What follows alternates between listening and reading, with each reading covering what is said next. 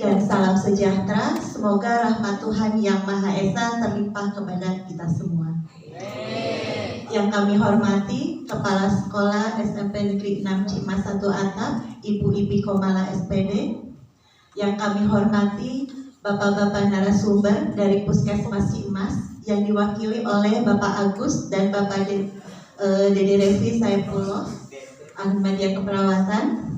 Yang kami hormati Bapak Ibu Guru SMP Negeri Cimas 1 Atap dan siswa-siswi SMP Negeri 6 Cimas 1 Atap yang kami banggakan.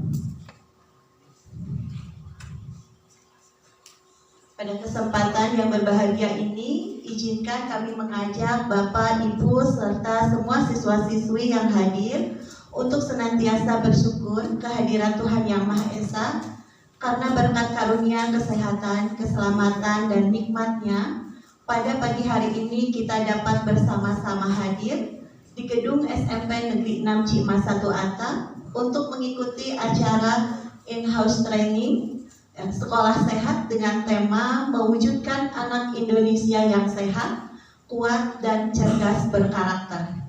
Kegiatan ini bekerja sama dengan Puskesmas Cimas. Bapak, Ibu, serta siswa-siswi yang berbahagia, susunan acara yang akan kita laksanakan tersusun sebagai berikut. Yang pertama pembukaan, yang kedua sambutan Kepala SMP Negeri 6 Cimas 1 Atap, yang ketiga penyampaian materi, yang keempat tanya jawab, dan yang kelima penutup. Baiklah, hadirin yang kami hormati, mengawali rangkaian acara in-house training ini, mari kita buka acara ini dengan menundukkan kepala sejenak dengan membaca basmalah. Bismillahirrahmanirrahim. Semoga apa yang kita peroleh dalam kegiatan hari ini dapat bermanfaat bagi kita semua. Amin. Selanjutnya, acara yang kedua yaitu sambutan dari Kepala SMP Negeri 6 Cimas 1 Atap, Ibu Ipi Komala SPD. Kami persilahkan.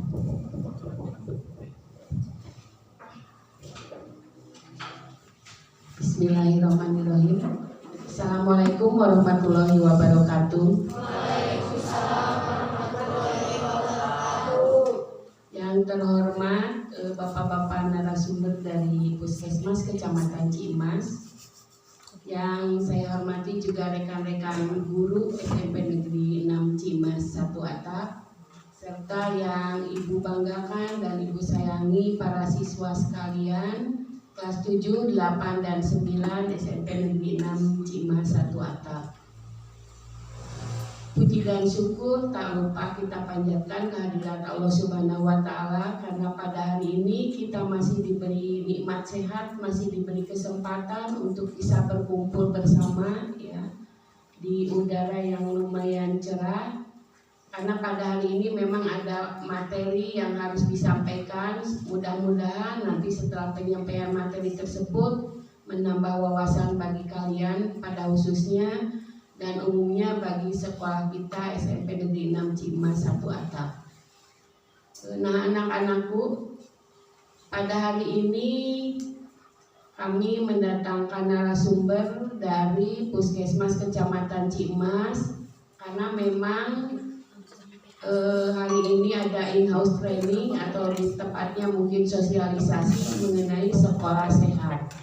Nanti oleh bapak-bapak narasumber akan diterangkan ya, akan dijelaskan. Ibu mohon perhatikan oleh kalian semua ya materi yang akan disampaikan, dan kalau bisa mungkin nanti kita implementasikan apa saja misalnya yang harus dilaksanakan di sekolah kita berkaitan dengan materi sekolah sehat, ataupun mungkin nanti ada materi lain yang lebih relevan ya.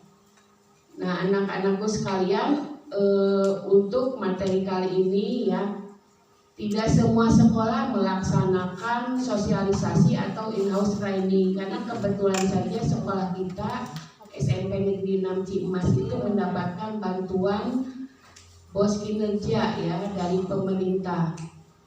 Mudah-mudahan ini menjadi pemicu bagi kita semua untuk lebih meningkatkan kualitas, baik kualitas kalian sebagai siswa secara pribadi, kami di sini mungkin sebagai tenaga pengajar dan Ibu sebagai kepala satuan pendidikan bisa lebih meningkatkan ya semua menjadi lebih baik lagi, karena kalian sebagai generasi muda sekali lagi insya Allah ya 20 tahun kemudian atau 30 tahun kemudian masa depan bangsa dan negara ini ada di tangan kalian ya, jadi selama sekolah kalimah insya Allah kalau akademik itu bisa menyusul ya, asal kalian rajin ya, kalian mau belajar, insya Allah kalau itu bisa dipelajari. Tapi kalau masalah adab itu harus terus ya, harus terus kita gunakan di kehidupan kita sehari-hari. Nah mungkin termasuk nanti selain adab, kita juga sebagai makhluk hidup kan harus hidup yang sehat. Bagaimana nanti misalnya materi yang akan disampaikan oleh bapak-bapak narasumber dari Puskesmas, tolong disimak ya, diperhatikan baik-baik dan nanti kita sama-sama implementasikan, kita laksanakan, kita terapkan di sekolah kita demi peningkatan kemajuan SMP Negeri 6 Cimas ya, sesuai dengan bantuan yang kita dapat yaitu sekolah dengan kemajuan kinerja terbaik. Berarti harus ada kemajuan ya, harus ada peningkatan. Nah sekali lagi nanti tolong perhatikan materi yang akan disampaikan ya. Perhatikan baik-baik, kalau ada yang kurang paham bisa ditanyakan mungkin. Dan terakhir terima kasih sebelumnya kepada bapak-bapak dari Puskesmas ya atas kerjasamanya. Mudah-mudahan tidak berakhir sampai di sini. Kedepannya insya Allah mungkin akan banyak program-program yang kita memang harus bekerja sama, bisa dengan dinas kesehatan ya, atau dengan beberapa instansi yang terkait ya. Mungkin dari Ibu itu saja ya, sekali lagi.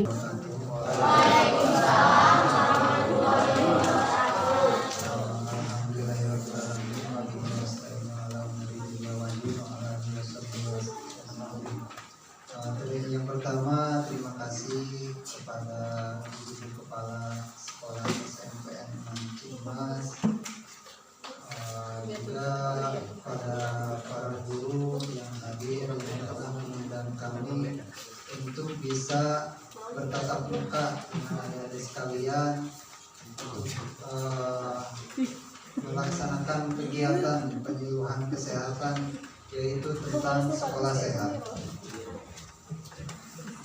Di sini pertama-tama Bapak akan memperkenalkan diri dan mungkin adik-adik sekalian ada yang udah tahu ya, karena kunjungan kami ke SMP 6 bukan hanya kali ini saja.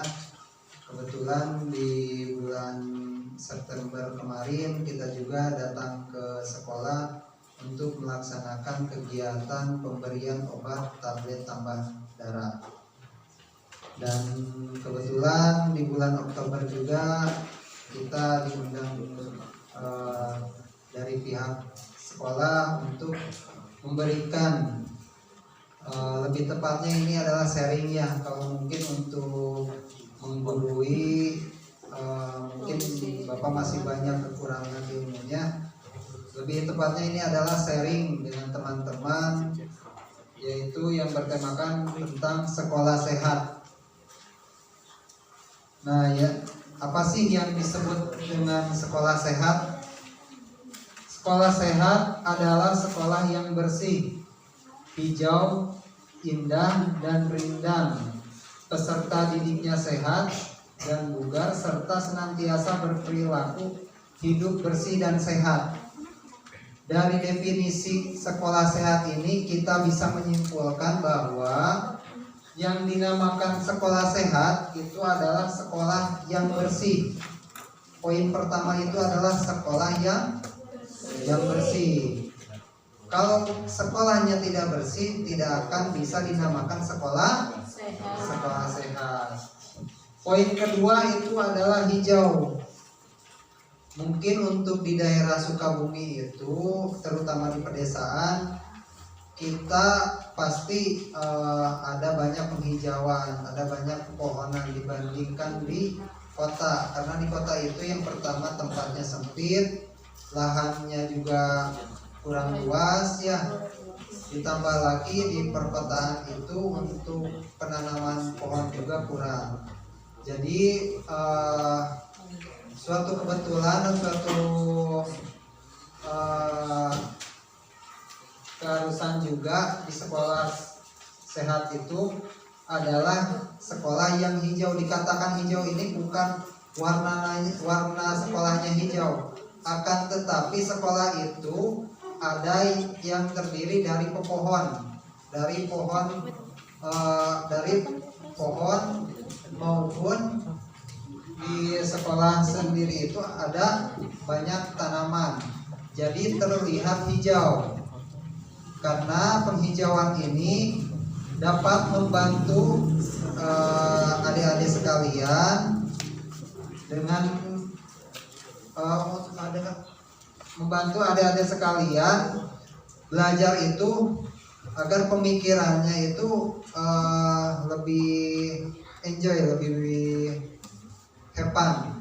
Karena kalau misalkan adik-adik di sekitar ruangan sekolah itu tidak ada penghijauan, misalkan di sekitar sekolah itu contohnya banyak sampah, apakah adik-adik akan enak ketika belajar di sekolah? Tidak ya. Tetapi ketika melihat keluar, di luar sekolah banyak pepohonan, banyak tumbuhan, apakah adik-adik akan enak ketika berada di sekolah? Pasti ya. Yang ketiga itu indah. Pasti yang dinamakan sekolah sehat indah ketika ada sekolah yang bersih dan ada juga penghijauan di sekolah. Rindang tentu juga karena adanya penghijauan akan menimbulkan kerindangan. Peserta didiknya sehat dan bugar. Nah, di sini dikatakan peserta didik sehat dan bugar itu tentunya di sekolah itu ada yang namanya pelajaran kesehatan jasmani dan rohani. Suka olahraga? Suka. Kalau suka olahraga pasti peserta didiknya di sini pada sehat. Yang pertama, sehat baik jasmani dan juga rohani. Ada juga ilmu tentang keagamaannya ya? Ada? Ada. Ada juga kegiatan mungkin di sini di sekolah suka melaksanakan kegiatan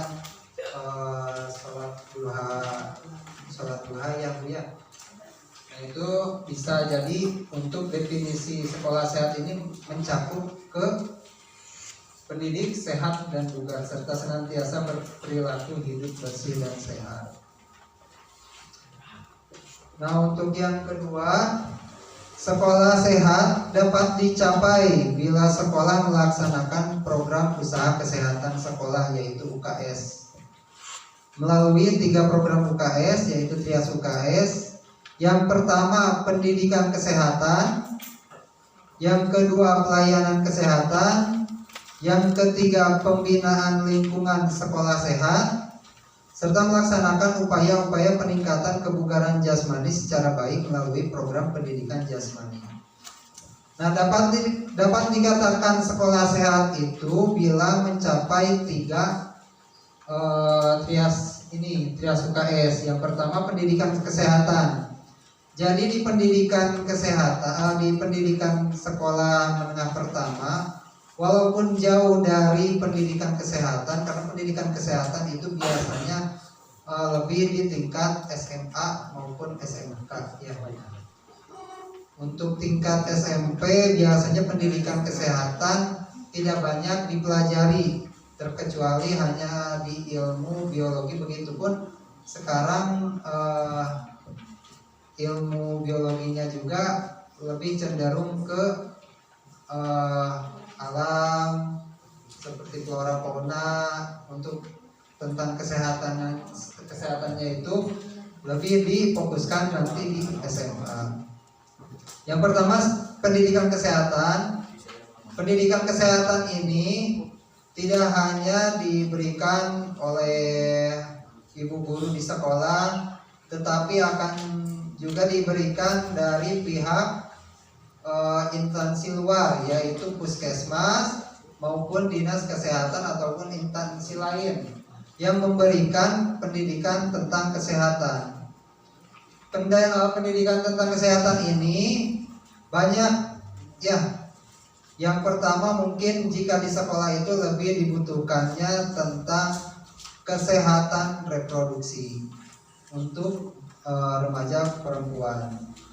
Yang kedua, kesehatan perilaku hidup bersih dan sehat, atau dalam artinya itu dalam singkatannya PHBS, perilaku hidup bersih dan sehat.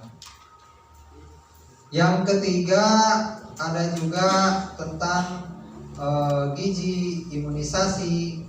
Itu ada ilmu tentang pendidikan kesehatannya untuk siswa-siswi di sekolah. Yang kedua, pelayanan kesehatan. Nah, Trias UKS ini ada yang namanya pelayanan kesehatan. Untuk pelayanan kesehatan, sejauh ini Bapak dengan Pak Agus selalu memberikan pelayanan kesehatan yang dinamakan penjaringan kesehatan, atau bisa dikatakan kalau misalkan ke sekolah itu mengukur tinggi badan, berat badan. Nah, itu dalam arti pelaksanaannya itu adalah kegiatan penjaringan kesehatan. Pelayanan kesehatan di sekolah itu bukan hanya mengukur tinggi badan, berat badan. Ada juga kita untuk 2024 mungkin kedepannya kita akan mengajukan tes HB, yaitu hemoglobin, untuk memeriksa atau menilai kesehatan HB pada siswi perempuan. HB ini tujuannya untuk apa? Untuk pencegahan anemia. Nah, untuk 2023 ini mungkin kita belum ada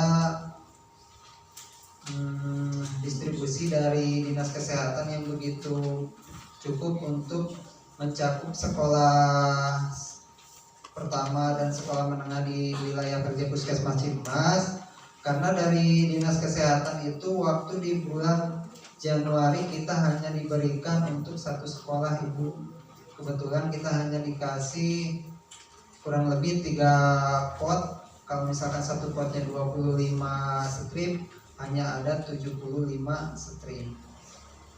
Jadi kalau untuk misalkan di sekolah ada anak siswa 50 orang, kita belum mampu untuk memberikan pelayanan kesehatan tentang pemeriksaan HB pada siswi ibu. Dan mudah-mudahan di 2024 nanti kita mampu memberikan pelayanan kesehatan yaitu dengan men-screening anemia pada peserta didik ajaran baru. Yang ketiga, pembinaan lingkungan sekolah sehat. Yang dikatakan pembinaan lingkungan sekolah sehat itu yang pertama, ada yang tahu nggak? Pembinaan lingkungan sekolah sehat. Yang pertama itu yang dilihat itu kebersihan di depan sekolah, terutama di depan sekolah harus diadakannya yaitu tempat sampah. Lingkungan sehat itu harus ada tempat sampah. Agar apa? Agar ketika siswa-siswi ingin membuang sampah itu langsung ke tempatnya. Nah, jikalau tempatnya udah ada, masih buang sampah sembarangan, salah siapa? Salah yang membuang. Salah yang membuang ya. Jadi kalau misalkan ada rekan-rekan di sini yang membuang sampah tidak pada tempatnya, sedangkan tempatnya sudah ada di depan sekolah, boleh ditegur ya adik-adik. Usahakan dari sejak dini kita membuang sampah itu tepat pada sampahnya. Yang kedua itu adalah jamban sehat. Di sini ada jamban toilet, WC ada. Dikatakan jamban sehat itu jamban yang mencukupi kebutuhan siswa-siswi di sekolah. Jadi misalkan begini, adik-adik di sini ada 100 siswa. Ketika 100 siswa, cuman misalkan di sekolah ini ada 1 jambannya, 1 toilet. Apakah cukup 1 toilet dengan 100 siswa? Tidak. Kalau misalkan tidak, mungkin itu belum bisa dikatakan sekolah sehat ya Bu ya. Karena sekolah sehat itu jamban sehatnya juga itu ada ukuran Ibu, ada perhitungannya, cara menghitung berapa siswa per 1 jamban. Jadi kalau misalkan di sini 100 orang siswa, apakah cukup dengan 1 jamban? Apakah cukup dengan 2 jamban? Seperti itu ya. Serta dilaksanakan upaya-upaya peningkatan kebugaran jasmani secara baik melalui program pendidikan jasmani, yaitu pendidikan tentang, kalau di sini mah benar penjaskes ya. Penjaskes, terang penjaskes. Tetapi pelajaran olahraga ya. Nah, untuk yang ketiga adalah di sekolah sehat ada 10 indikator. 10 indikator yang bisa dikatakan dengan dikatakan sekolah sehat. Yang pertama, kepadatan ruang kelas minimal 1,75 meter persegi per anak. Jadi kalau misalkan untuk ruangan kelas itu kepadatannya itu 1,75 meter persegi per anak. Ada yang tahu, ada yang bisa dipahami 1,75 meter persegi per anak? Jadi 1,75 meter persegi per anak itu dari jarak 1 meter, berarti 2 meter kurang ya, kalau 1 meter 1,75 itu 2 meter kurang. Nah itu per anak itu satu tempatnya itu kursi dan bangku itu harus ada di ruang lingkup 1,75 meter persegi ya. Jangan terlalu berdempetan, jangan terlalu berjauhan. Jadi diukurnya itu 1 meter 75 persegi per anak. Jadi kalau misalkan ada yang memakai bangku 1, di sini sudah memakai bangku 1 Ibu, bangku 1 dengan enggak, ada yang kursi itu dengan mejanya ya. Iya, belum ada ya. Nah, kalau untuk yang memakai kursi 1 beserta mejanya itu harus ada jarak antar temannya, jadi tidak bisa berdempetan. Agar apa? Agar kepadatan ruang kelas itu terlihat, yang pertama terlihat rapi, yang kedua untuk ujian juga kan enak kalau misalkan adik-adiknya diatur ya, berjajar berbarisnya juga tidak terlalu berdempetan. Yang kedua, tingkatan kebisingan kurang dari 75 dB itu ini kurang dari 45, tingkat kebisingan itu kurang dari 45. Nah, usahakan adik-adik sekalian, rekan-rekan di sini di sekolahnya atau di kelas jangan terlalu berisik ya. Kalau misalkan sedang ada pelajaran maupun tidak ada pelajaran, karena tingkatan kebisingan itu harus di bawah 45. dB itu untuk pengukur suara. Yang ketiga, memiliki lapangan atau halaman atau aula untuk pendidikan jasmani. Di sini ada lapangan? Ada lapangan bola. Ada lapangan bola? Voli? Ada halamannya, halaman sekolah? Ada aulanya juga? Tidak ada, tidak apa-apa ya. Yang penting dari poin 3 ini memiliki lapangan. Poin itu aja udah cukup ya. Yang penting memiliki lapangan, atau kalau misalkan tidak ada lapangan, halaman, atau kalau tidak ada lapangan dan halaman, memiliki aula. Ataupun begitupun sebaliknya, kalau misalkan tidak memiliki aula, minimal memiliki halaman. Tidak memiliki halaman, minimal memiliki lapangan. Untuk pendidikan jasmani. Jadi untuk pendidikan jasmani itu pendidikan olahraga. Jadi setiap kegiatan olahraga itu tidak dilakukan di dalam kelas ya. Jadi tidak selalu dilakukan di dalam kelas. Walaupun ada pendidikan jasmani itu dilakukan di dalam kelas. Misalkan kalau dulu Bapak waktu zaman sekolah SMP itu ada yang namanya teknik jungkir balik ya. Pakai matras, pakai penghalang juga kita loncat sambil jungkir balik. Nah itu ada kegiatan itu biasanya dilakukan di dalam kelas. Nah untuk sepak bola, untuk voli, untuk lari kan tidak mungkin dilakukan di dalam kelas. Tentunya harus di luar kelas, yaitu harus memiliki lapangan atau halaman.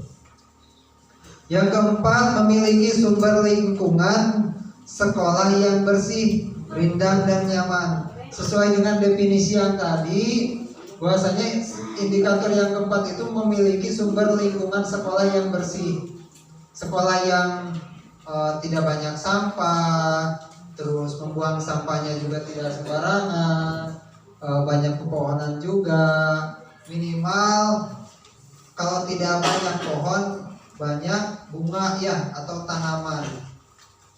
Yang kelima, memiliki sumber air bersih yang memadai, jarak sumber air bersih dan septic tank minimal 10 meter.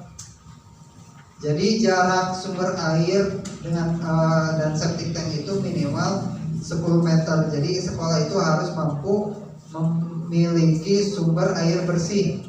Di sini menggunakan air bersih dari sumur. Dari sumbernya Pak? Dari sumber. Ya. Jadi dari sumber di sini atau gimana? Dari sumber mata air. Mata air langsung. Berarti enggak pakai sumur. Enggak. Ya, tapi yang penting itu bersih ya Pak ya. Yang penting bersih, dan untuk septic tank itu minimal 10 meter jaraknya ya. Bukan kedalaman, tetapi jarak dari sekolah. Karena kalau misalkan terlalu berdekatan, kalau untuk 10 meter itu enggak terlalu jauh sih Bu. Kalau kita kan jauh sumber airnya dari sana. Setidaknya sumber airnya kan dari nggak apa-apa kalau misalkan kalau sumber air mah nggak apa-apa, walaupun misalkan dari sana ya, dari jauh, yang penting kan ada ya, yang penting airnya itu bersih yang pertama. Kalau untuk septic tank itu yang penting tidak berdekatan dengan bangunan sekolah. Jadi kalau jangan seperti di rumah-rumah ya, kalau misalkan di rumah-rumah kita septic tank ada yang di bawah dapur, ada yang misalkan di pinggir rumah, cuma berbeda 2 meter ya, mungkin karena keterbatasan tanahnya juga. Tapi kalau misalkan daerah sekolah sih biasanya lawan punya. Yang keempat, ventilasi kelas yang memadai. Nah mungkin kalau misalkan Bapak lihat ventilasi di sekolah, alhamdulillah sudah cukup ya. Karena kalau misalkan ventilasi, ada yang tahu ventilasi? Apa ada yang nggak tahu ventilasi? Cung, untuk terang ventilasi. Untuk terang ventilasi. Untuk. Nah, seperti kio ventilasi tetap. Seperti kionya. Yaitu ventilasi udara. Cara untuk keluar masuk udara. Sebut ventilasinya. Alhamdulillah di sekolah ieu mah ventilasi nama sayanya untuk memadai. Poin ke-7, Pencahayaan kelas yang memadai, dalam kurung itu harus terang. Alhamdulillah juga di sini pencahayaan kelasnya juga terang karena sorot matahari dari kanan masuk ke ruangan. Tetapi di yang lain ada yang ventilasinya kurang nggak? Tidak ya. Diusahakan untuk menjadikan sekolah sehat itu yang poin ketujuh itu yaitu pencahayaan kelas yang memadai atau terang. Yang kedelapan, memiliki kantin sekolah yang mempunyai syarat kesehatan. Syarat kesehatannya kantin sekolah itu yaitu kantin sehat. Dalam kata arti kantin sehat itu bisa dilihat dari cara memasak atau mengolah makanan, cara menyajikan makanan juga itu harus sehat ya, karena tidak menutup kemungkinan di tahun dulu Bapak zaman sekolah SD di kantin teh nganggo kertas ya, ngabungkus kang maman teh nganggo kertas, badai kertas tina koran, badai kertas tilas, eta teh tekenging nya, tetep eta teh tekenging. Karena naon? Karena tinta anu aya dina kertas upami di kacipritan minyaknya atau napi minyak teh nempel, kemungkinan besar tinta nanti memuai ya, jantan luntur, jantan nempel karena kang maman mungkin di mamwe kang maman nanti jantan sakit perut ya. Usahakan adik-adik kalau misalkan jajan itu harus dilihat dulu cara penyajiannya ataupun cara mengolahnya, bukan hanya dilihat oh iya mah ketinggal enak asal beureum, asal berwarna, asal ketinggal enak we gitu giung. Padahal cara penyajiannya ditinggalin dulu kedana teh kumaha. Soalnya upami di kampung-kampung ieu mah percanten upami bapak mah gitu nya cara penyajian. Tetapi untuk di daerah kota itu tidak menutup kemungkinan banyak yang mengolah makanan itu tidak steril atau tidak bersih. Disebut tidak bersih atau tidak steril itu kadang upami di urang mah pan ngagalau ke makanan teh nganggo ieu nya nganggo sendok ageung gitu. Upami di kota mah kan kadang panangan unggul. Begitu digalaukeun misalkan ngadon bala-balanya, ngadonan bala-bala. Upanangan we duka cuci tangan heula, duka bersih duka henteu panangan tanpa nganggo sarung tangan plastik anjeunna teh langsung we ngadonan. Eta teh mungkin kedah ditinggal heulanya. Kantin sekolah sehat itu harus seperti apanya, seperti itu jantan kada ketinggal bersih rapinya, cara pengolahannya, cara penyajiannya kada bersih. Yang kesembilan, memiliki kamar mandi atau WC. Nah, alhamdulillah di sini udah ada kamar mandi ya, WC. Sudah ada berapa? Satu. Gak apa-apa ya kalau misalkan di sekolah baru mampunya satu, mungkin untuk kedepannya bisa mengajukan ke pemerintah, ke dinas pendidikan untuk pembangunan WC, terutama kalau WC itu kan di minimal 2 ya, minimal 2. Karena apa? Karena di sini itu ada siswi perempuan dan siswi laki-laki. Karena untuk siswi perempuan itu kan biasanya ketika terjadi fase haid, dia kan kalau misalkan dibarengkan WC-nya atau jambannya dengan laki-laki itu kurang baik ya Bu ya.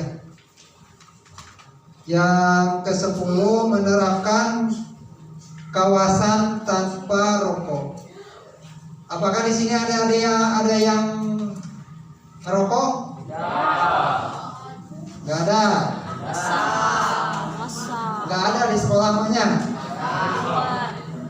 Jom.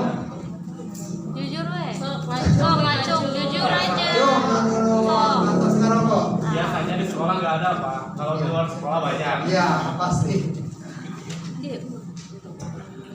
Kalau dilihat mah dalam pakai pas tahu mana saja yang oh ini mah udah ngerokok, ini mah enggak ya. Yang penting, adik-adik yang penting di sekolah itu tidak boleh merokok.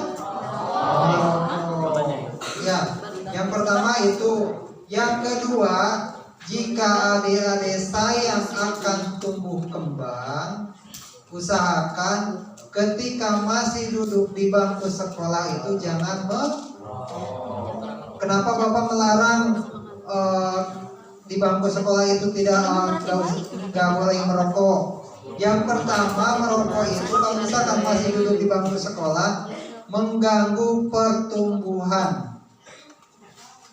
Tinggi kembang adik-adik itu nanti akan terganggu. Yang kedua, tentu ketika kita sudah candu akan sesuatu ya, karena mungkin ketika duduk di bangku sekolah menengah, sekolah pertama, rasa penasarannya itu tinggi. Dari hal kecil yang pertama merokok, nanti akan berlanjut ke apa? Ke minuman keras. Ya, tidak menutup kemungkinan karena siswa yang masih pubertas ya, kalau misalkan di usia 13, 15, 17 itu pubertasnya tinggi, rasa ingin mencoba, rasa ingin tahunya juga tinggi. Jadi tidak menutup kemungkinan ketika adik-adik sudah candu merokok, ada juga yang ingin merasakan yang namanya itu minuman keras. Jadi jangan dibiasakan untuk mencoba hal sesuatu yang tidak baik. Dan mohon kepada ibu, kalau misalkan berkenan nanti di sekolahnya ditempel gender kawasan tanpa rokok yang di sekolahnya. Nah, untuk strata pelaksanaan UKS di sekolah adalah jenjang atau tingkatan dari suatu kondisi sekolah atau madrasah yang telah melaksanakan UKS khususnya dalam pengembangan 3 program pokok Trias UKS, yaitu yang tadi pendidikan kesehatan, pelayanan kesehatan, pembinaan lingkungan sekolah sehat. Pendidikan kesehatan bisa dilakukan oleh guru ya, tidak hanya dilakukan oleh tenaga kesehatan. Jadi jangan ini mah pendidikan kesehatan ibu harus dilakukan misalkan oleh tim kesehatan ya. Akan tetapi kalau untuk pendidikan kesehatan itu masih bisa dilakukan oleh guru. Yang kedua, kalau misalkan untuk pelayanan kesehatan, mungkin untuk pelayanan kesehatan itu bisa bekerja sama dengan kami, dengan tim puskesmas. Jikalau misalkan ada hal-hal seperti ini, seperti kegiatan seperti ini ya Bu ya, ada kegiatan ibu membuka apa ini kan in-house training sekolah sehat. Ibu mengajak kami untuk memberikan pemaparan ataupun memberikan pelayanan kesehatan. Misal di program kami tidak ada kegiatan, lalu di sekolah ada kegiatan yang seharusnya dilaksanakan, mungkin kedepannya kita bisa bekerja sama lagi, itu bisa menghubungi kami lagi untuk misalkan kegiatan seperti pemeriksaan apa gitu ya, yang mungkin di kami tidak ada kegiatannya. Nah, untuk pembinaan lingkungan sekolah sehat itu bisa dibina dari guru juga dengan cara menilai jamban, kebersihan ya. Yang penting lingkungannya bersih, siswanya rapi. Bisa juga nanti juga ini dikontrol oleh, kalau di puskesmas itu ada sanitarian ibu, biasanya suka mengontrol jamban di sekolah juga. Nah, untuk strata pelaksanaan UKS di sekolah itu dibagi 4 tingkatan. 4 tingkatan itu ada strata minimal, ada strata standar, ada strata optimal, dan ada strata paripurna. Strata minimal itu yaitu yang pertama adanya rencana pembelajaran tentang pendidikan kesehatan. Jadi kalau misalkan sekolah dikatakan stratanya apa? Misalkan stratanya minimal, berarti sekolah hanya berencana melakukan pembelajaran tentang pendidikan kesehatan. Yang kedua, pendidikan kesehatan dilaksanakan secara kulikuler. Dan yang ketiga, pendidikan jasmani dilaksanakan secara kulikuler. Yang kedua, jika sekolah dikatakan stratanya standar, yang pertama itu dipenuhinya strata minimal. Jadi dipenuhinya strata minimal itu strata 3 poin yang ada pada strata minimal itu ada di poin yang pertama standar. Yang kedua, pendidikan jasmani dan kesehatan dilaksanakan secara ekstrakurikuler. Yang ketiga, sekolah madrasah melaksanakan lisensi dengan materi kesehatan. Yang keempat, sekolah melaksanakan pembinaan kader kesehatan. Nah, untuk kader kesehatan di sini kami dari Puskesmas juga ada yang namanya kegiatan Posyandu Remaja.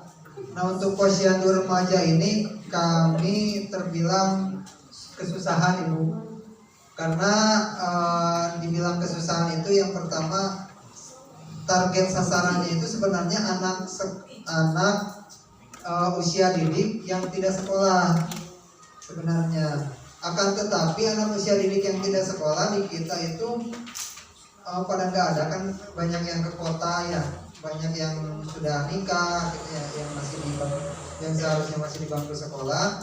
Nah, mungkin kedepannya jika di sini adik-adik berkenan untuk menjadi kader kesehatan, mungkin kita akan mengaktifkan kembali Posyandu Remaja. Bisa dilaksanakannya misalkan adik-adik ada kegiatan ada kosong nih di hari Sabtu.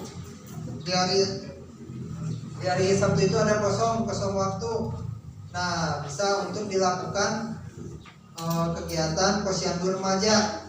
Posyandu Remaja itu hanya dilakukannya 1 bulan sekali. Ya, untuk apa Posyandu Remaja? Yaitu untuk memantau tumbuh kembang adik-adik. Ya. Yang kelima, sekolah madrasah melaksanakan kegiatan CTPS bersama. Ada yang tahu CTPS? Singkatan kepanjangan CTPS itu apa? Ada yang tahu? CTPS itu cuci tangan pakai sabun. Terang kayak namanya. CTPS itu apa? Cuci tangan sok sama sabun tak? Kayak masuk yang antaranya. CTPS bersama kegiatan CTPS cuci tangan pakai sabun.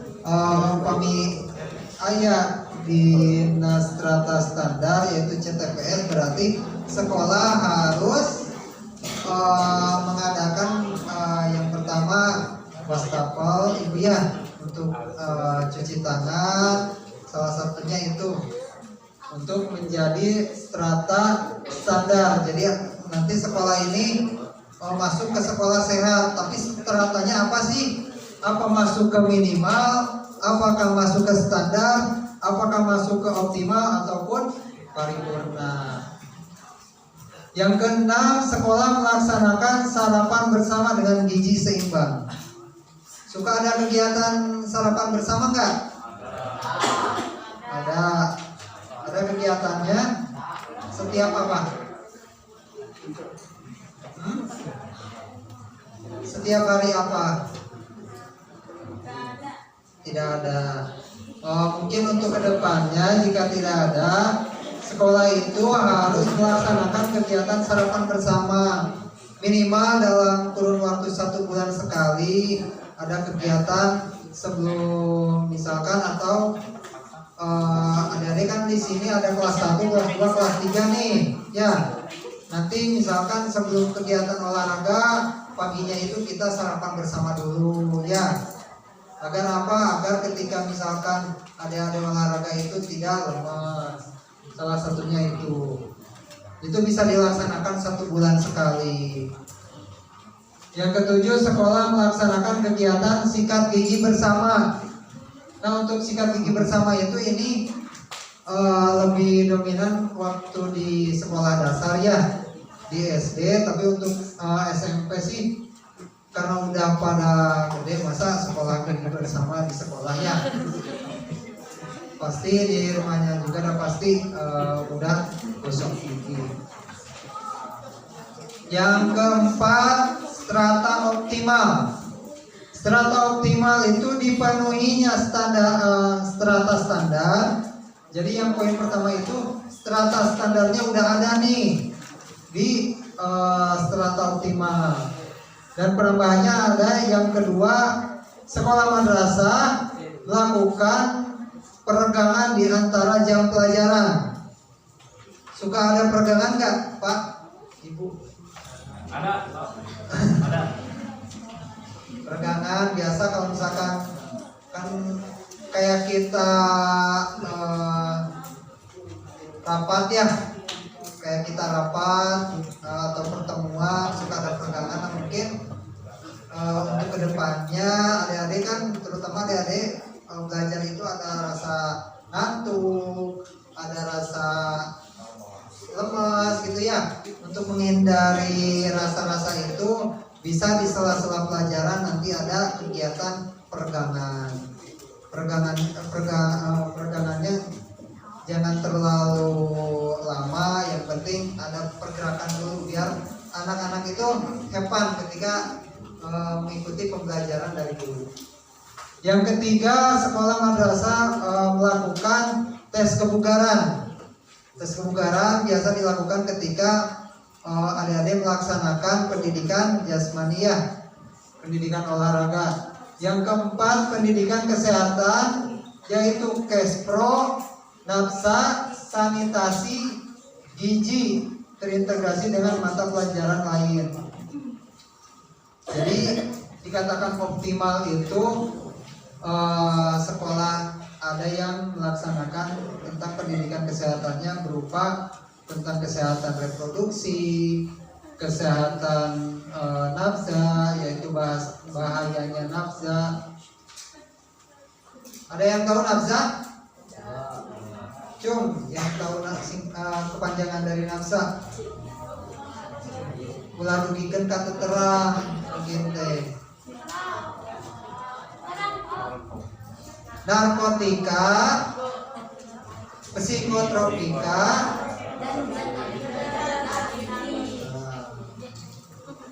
kita terang. Sanitasi, kalau sanitasi terang ke? Sanitasi terang ke? Aikesproma, kesehatan reproduksi. Membahas tentang apa kesehatan reproduksi? Kesehatan reproduksi membahas tentang apa? Tentang kehamilan ya, tentang menstruasi, tentang melahirkan, itu kesehatan reproduksi. Sanitasi, terang ke? Kesehatan sanitasi. Sanitasi tentang lingkungan, tentang kebersihan. Sanitasi mah tentang jamban, tentang stok sampah, sanitasi. Gizi, terserah kayak gizi mah terintegrasi dengan mata pembelajaran lain. Yang keempat itu adalah paripurna, strata paripurna. Yang pertama dipenuhinya strata optimal, yaitu strata yang optimal. Yang keempat ini masuk ke poin pertama, paripurna. Yang kedua itu penerapan pendidikan karakter dan keterampilan hidup sehat. Jadi karakter itu harus dibangun sejak di bangku sekolah. Bagaimana cara mendidiknya?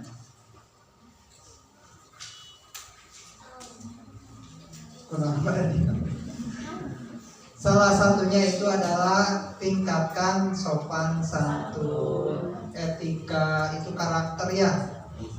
Kata ibu sekolah tadi, kalau misalkan kita ya untuk di sekolah itu minimal kan tingkatkan dulu etikanya, adabnya. Adab itu berkarakter ini, adab teh. Nanti ketika adab gampil soal pengetahuan mah dipengker. Yang penting kan etikanya dulu, etika terhadap guru, etika terhadap orang tua, etika terhadap teman, ya. Dan yang Bapak garis bawahi di sini, jangan pernah ada rekan-rekan di sini yang saling membuli. Ya, Bapak garis bawahi, jangan ada rekan-rekan di sini yang saling membuli. Terang teh kasus nukar kamari, anu ramai geuningan dina media sosial dugi kana berita di TV anu membuli terutama lelaki anu ditemelan geuningannya, anu diledekan, terus anu istri geuningan aya nu di ieukeun ku pamegat di kelasna nya dihareuyan, tapi dihareuyanna dugi ka di pukul gitunya, ditajongan.